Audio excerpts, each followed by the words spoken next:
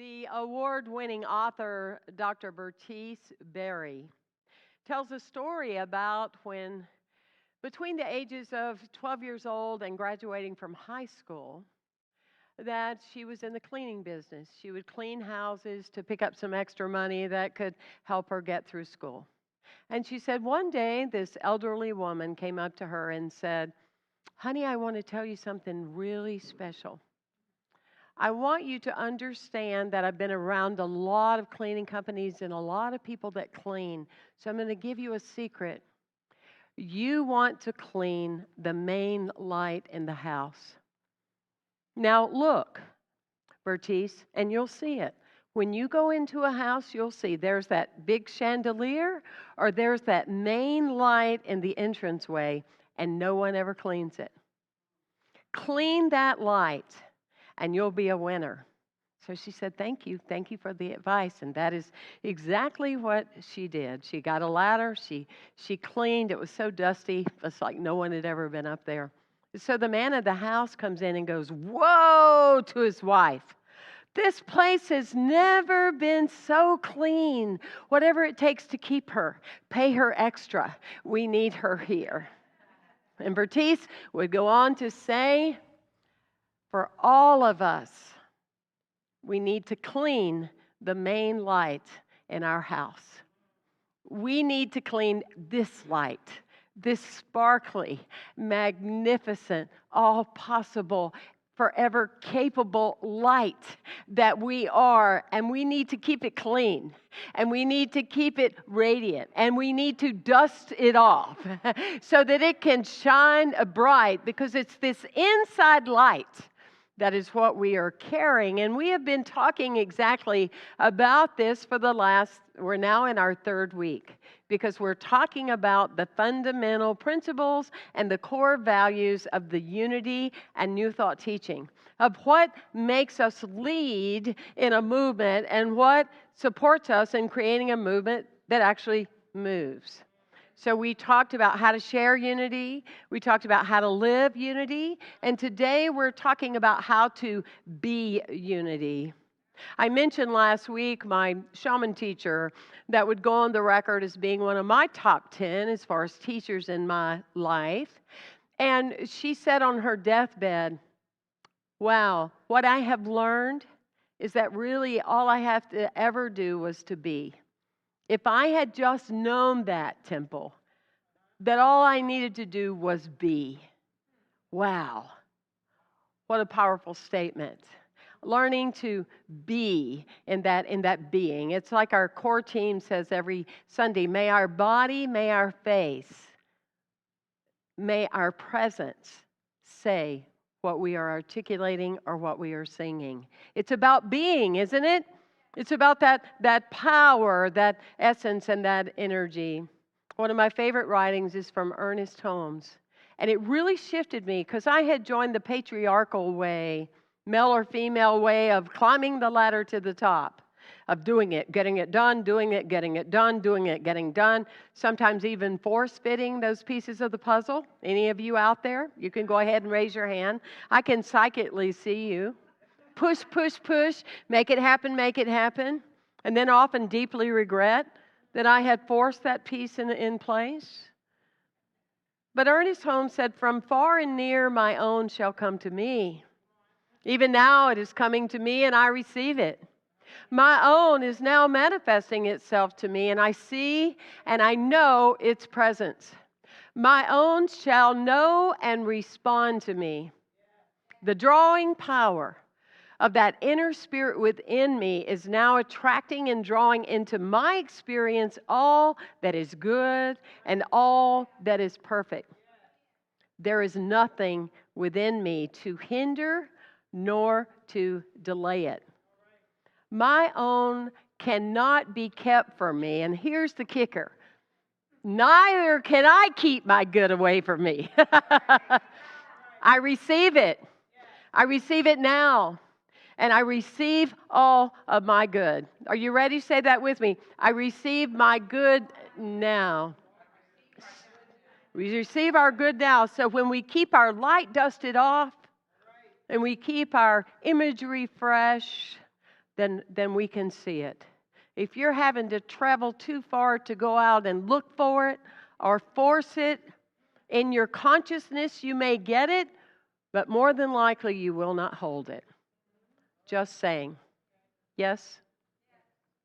Years ago, I was at Unity of New York, and I heard a Unity minister, Carlos Anderson, talk about that his roommate at the time had a multi-personality disorder, and that her name was Jennifer. And Jennifer had so heavy of rheumatoid arthritis that her fingers, her hands would not completely open. She walked a certain way. She was very stricken severely with rheumatoid arthritis. But he went on to say one day she asked him to go to the hospital with her for a checkup. And he said once they got there and he said something about Jennifer, are we in the right place? She said, "Oh, I'm not Jennifer. My name is Sarah. Would you like to dance with me? Would you like to dance with me? Would you like to communicate with me? My name is Sarah." She had no holding back. She had no body limitation, you see. And he said beside her was a man named Joe, that his x-rays had come back and the doctor told him that he had a tumor. It was benign in his brain, and they were going to let it be what it was. And so in a little while, Joe said to the doctor, "Well, George is here now. Let's go do another x-ray." The tumor was not there. So I'm not by any means making light of a space that these people have these experiences, and I can't imagine what that would be like.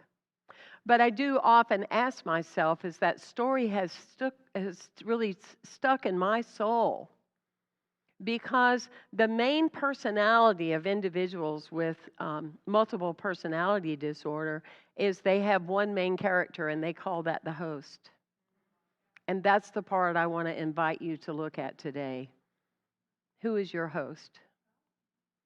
Is your host someone that really believes with the utmost amount of faith that all that you are and all that you are becoming is all that will continue to be, and it's electrifying and dynamic and energetic? Who's hosting you? Is a person that can face and stand towards any mountain and look at what you want to do about that mountain? Who's hosting you? Is it the drama of your childhood or something that happened with your ex-wife forever ago and you're hosting energetically that energy right now, some 32 years later? Who's your host? Is your host someone that knows that you can be abundant and knows that you don't have to talk around, that yes, you're giving and receiving, but bottom line is we don't need to talk around it. You get back in life what you give, period. We don't need to make it fluffy. We don't need to make it cute. Often spiritual leaders of Unity, when it comes time to asking people to tithe and donate, they go, "Oh, well, as you give, you can also receive." We kind of water that down. Let's just stick with the giving part. In your hosting your being, what are you giving? Are you making the space better because you're in it? Are you giving your heart? Are you hosting currently who you are? Makes you think, doesn't it? It makes you want to really do some inner work or maybe some cleaning up, because we often host our subconscious mind that's limited, that's fearful, that remembers something that happened 20 years ago, and we're determined it's not going to happen now. And here's the good thing about that. When you're hosting that reality, it happens to you over and over and over again. It happens over and over and over again. So what are you hosting? A new faith? Because God does God's part. The faith part is yours. That's your work right there. It is. I was looking in Scripture, and I was referring back to the story of the prodigal son, about the two sons and the young son that asked his dad, "Would you please go ahead and divide our property?" And no sooner than Dad did that, the young son took off and traveled all over and spent everything he had. Remember that story? Spent everything he had, and he was in poverty and having a very difficult time, and he was so challenged, just barely making it, and sitting there thinking about the life that he had and how it was better. And so he decides to return back home. Oh, I want to live like that. My father's people and help are doing better than I am right now. Let me go back. And the father's so excited to see him again. He's so excited. He just says, let's throw a big party. Let's have a celebration. Well, the other son had been there the whole time and helping dad and doing everything as he was supposed to do. And he was not happy. He was very upset with his dad. I dare you that we're celebrating him when I'm the one that's been doing all the work. And here I am. And you're going to give him a party and he has not helped us at all. And he said, son, I'm celebrating the fact that your brother was dying and now he is alive. Well, what does this mean? What does this mean to me other than it's a beautiful story, a beautiful narrative out of the Bible? What it means to me is that the older son that did everything right, that's your soul. That's your soul. Your soul knows with the big old grin on your face what you were sent here to do. Your soul knows what you're about. And your soul just consistently keeps positioning you and sending you in directions and working you in these development training camps and everything else in its consistency, while the other part of you, the younger son, your personality, you're just all over the place. Oh, no, I don't want to fall in love. I don't want to do that again. I don't really need anybody. I'm comfortable with myself. I'm solid. I'm so solid in my teaching. My reality is solid. Oh, what did you do last week? Oh, I went on 3 dates online. You see, it's not lined up. Our personality often is going in several different directions. And when we're not identifying with what our true soul work is, and you're saying, well, what if you don't know? Well, admit you don't know. That's a good start. And admit that you'll listen. Because when you're living in your soul work, you know, because you get kind of lit up. You get kind of joyful about it. You get kind of a good feeling in your stomach. You get kind of turned on. But no, what so many people do, that you know you have these riches. You know you have inherited the power of God. You know that you can create a life that's so beyond your imagination, and you're hosting too much of your silly, pathetic personality about something that happened to you in 3rd grade. Stand in that space, because when you aren't living your soul work, you are dying a little every day. I'm sorry. You're dying a little bit every day. You have the 2 sons in you. And you want to look at that. Because if you're not living what your soul put you here for, and you're not accelerating in that energy field, then a little bit of you every day, your light gets dimmer and you get a whole lot of dust on you while the world is going on. So you tell your personality, my soul is now hosting me. The work I came here to do is now hosting me. I can be unconditional while conditions are around me. I can be powerful when I'm not in the best of places, but I can energetically call forth God, and I can stand in this space. Electrifying energy. It will bring you, or it will find you, as Holmes said. About 8 years ago, I went to Brazil, and one of the questions I had in my journal was, what do I need to do to express my ministry more? Now, what would that look like? What could I do? What could I be, etc.? And so I went and had a healing, a physical healing, and I was given instructions to go and stay in my room for 24 hours. Food would be delivered to me. Goodness knows we wouldn't want to miss a meal. But food would be delivered to me, but I was to be in the quiet. And I love the quiet. Last week, I just had a whole week of quiet. I love it. I wasn't resisting, is all I'm telling you. And I'm in the quiet. Well, they were working on a building next door. And it was so loud. It was so noisy. So I asked if I could be relocated. There were no more rooms. There was no more rooms in the hotels or the posadas down the road. So I said, I'm surrendering. Okay, so my spirit wants to know how to do this in the midst of noise. I can do this. I fell asleep. I went into a deep sleep. And midway in that moment, someone tapped me on the shoulder. Not a visual person. but someone tapped me on the shoulder and woke me up. And in the moment they woke me up, they said, "You've had it all the time." And they showed me a true life image of me at 20 years old with a man that came running over to me, and his arm was bleeding. And he held his arm up. I worked with him in a company. And his arm was bleeding. I put my hand on it, and I did a little prayer, and the bleeding stopped immediately. And he went, "Who are you?" Well, I think it scared him, and it scared me. And I was like, oh gosh, I was still living in the closet then about a lot of things, so I didn't want to draw any attention to myself, so I just kind of passed it off and moved on. So I'm seeing this image, right? 36 years later. I'm seeing this image, right? And the noise, it just gets louder with the workers, and I go and I slide the glass, and I go, "Hello." They don't speak English. I'm getting better at it all the time, But I went, "Hello, noisy, can't sleep, noisy, can't." A man walks across the way, and he holds his arm up, and he points to his arm, and it has a Band-Aid on it. I wept, and I wept, and I wept. Because in a soul, ladies and gentlemen, there's no time. There's no time. There's no that time, those times, yesterday's times. And so this revelation of you are a healer. But I likened it, it's not like I ran home and, well, I didn't run home, I flew home. But it's not like I flew home and went and got a business card, Temple Hayes Healer Extraordinaire. Temple Hayes, Healer of America, our world chosen healer. I asked Spirit, my soul, how do I host being a healer?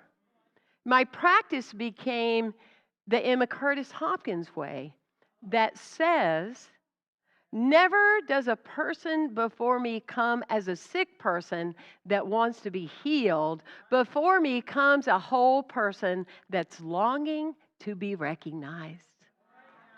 That is the path, and that is the space. And when you are leading in unity, that's the space you hold for others. And if you are seeing them wanting to host something else and they've let you be their coach, you can bring that to their attentiveness.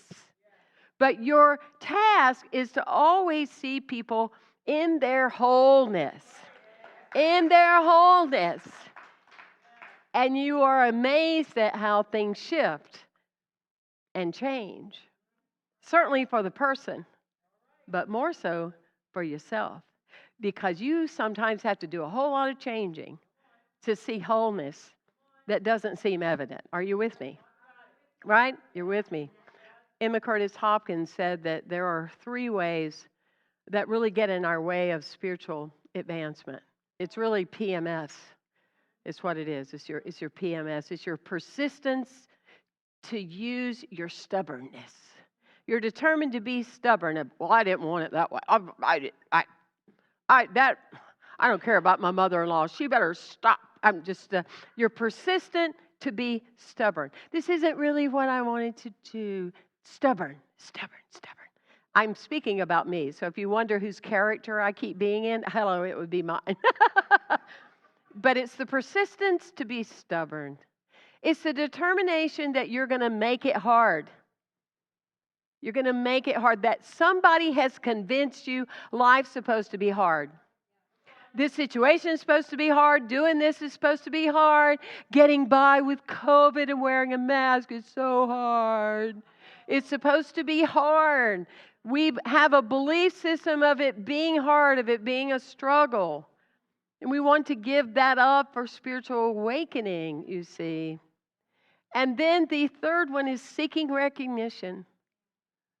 Wanting to be recognized. And it gets in the way because your soul work, remember what we said earlier, your own is going to come to you anyway. The best thing you want to do is be you.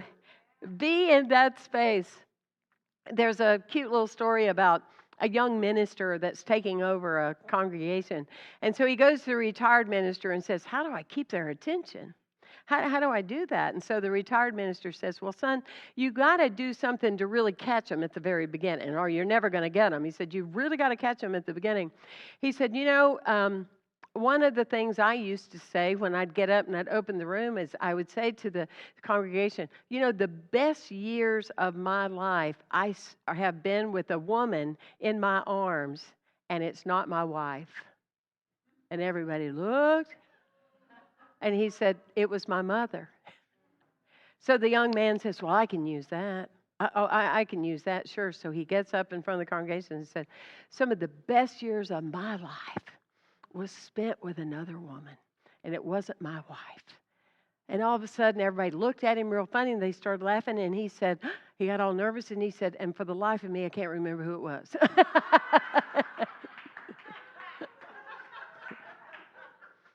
You can only do the work that works for you. You can only do what works for you. You can't take on someone else's way of being for a lasting energy and for it to work in your life. I love the statement, as a man went to the farmer and the bridge was broken, and he said to the farmer, well, how do I get there from here? And the farmer says, well, go down a couple of miles and turn right, and then turn left. And he said, no, don't do that. Go about a mile and then look for a curve in the road and go with it, and then go another mile. And then he said, you know what? You just can't get there from here. You just can't get there from here. Now, I want you to hold that in your space this week. I want you to hold that in your energy. I want you to hold that in your consciousness. That new place you are seeking to be, you can't get there from here. You can get there from there. It's holding that feeling as if you were already there. It's holding that knowing.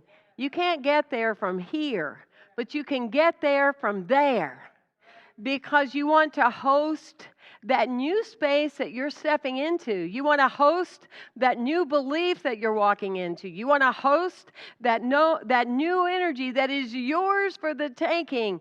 You can get there from there. And that's the vibration. That's the vibration, the new of you that steps into that wisdom. You're not going to find a new relationship with your list of what you don't want because the other one didn't work, or you would still be there. You're not going to create a crowd if you haven't even accepted yourself. Okay? There's just so many ways, but you can get there from there. Take that diagnosis and put the there being you running around the block or mornings on your trampoline. You can't get there from here. You can get there from there. Stephen Covey said very clearly, anything less than a conscious commitment to the important is an unconscious commitment to the unimportant.